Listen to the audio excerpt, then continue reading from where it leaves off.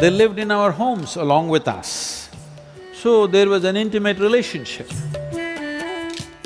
This cow just came and stood in front of the house for about 6 days.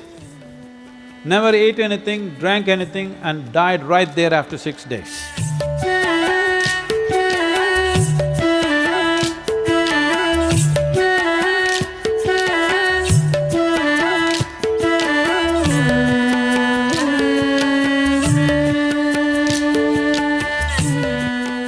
Now, see, the problem is, today you move into an apartment which is on your 10th floor and you're far removed from the earth and you have no sense of how things work on the land. We come from a pastoral culture where our wealth was always measured in terms of how many herds of cattle do you have. You just look back at the time of Mahabharata and other thing, they're always talking about herds of cattle. How many cattle did you have? This is the wealth. Why this was so is because we are a tropical country and we depend on monsoons. When the rains fail, those who had cows, their children survived.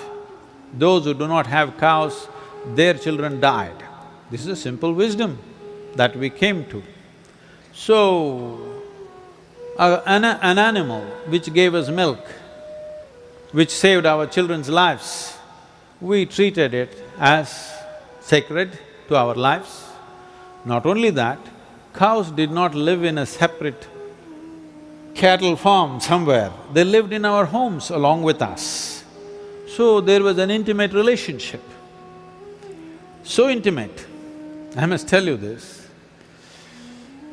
One of my grand aunts who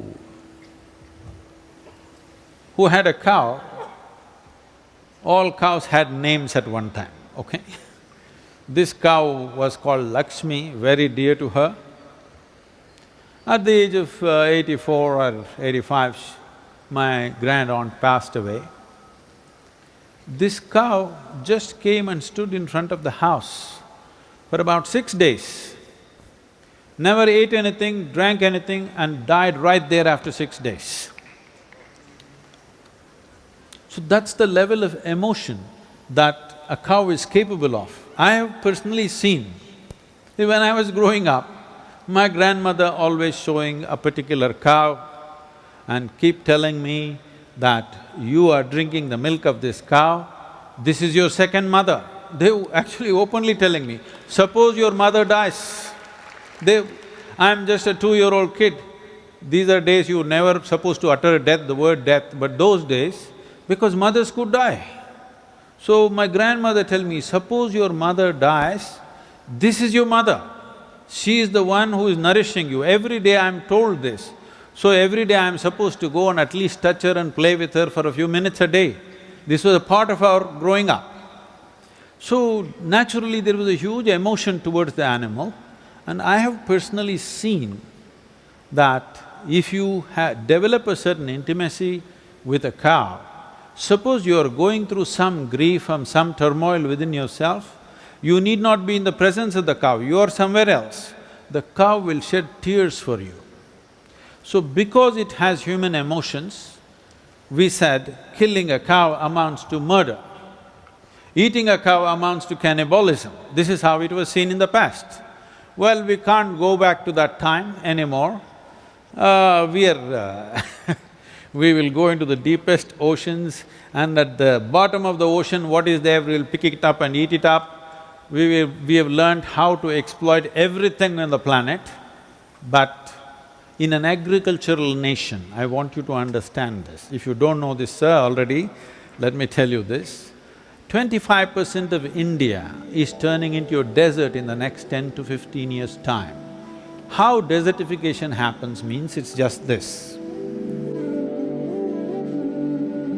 In normal agricultural soil, the minimum organic content that has to be there to call soil soil is 3 to 6%. 3% is the most minimum.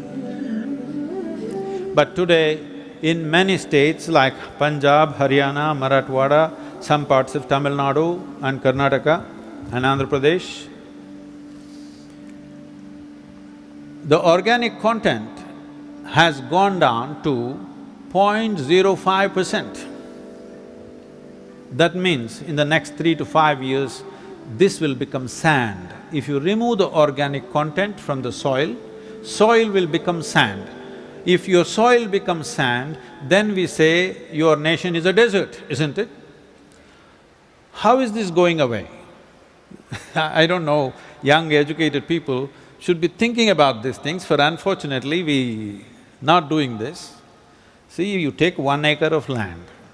If you take 1 acre of land, if you grow, let us say, 2 tons of some crop, what you have removed is 2 tons of topsoil. So if you want to put back organic content into the soil, there are only 2 ways: leaves from the trees and animal waste. Trees are already gone long time ago, animals you want to eat it up. How will you preserve the soil? If our soil turns into a desert, how are people going to live? With 1.3 billion population, very concentrated population, if you do not put the leaves of the tree and the animal waste back into the land, you will finish the nation.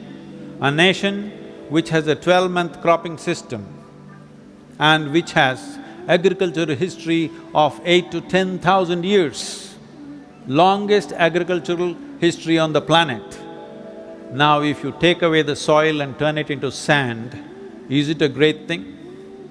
You have to somehow preserve it. At some point at some point in near future, we have to come to this. If you have 10 acres of land, you must have this many trees and this many animals. This will become mandatory. If it doesn't become mandatory, there will be no soil left in the nation.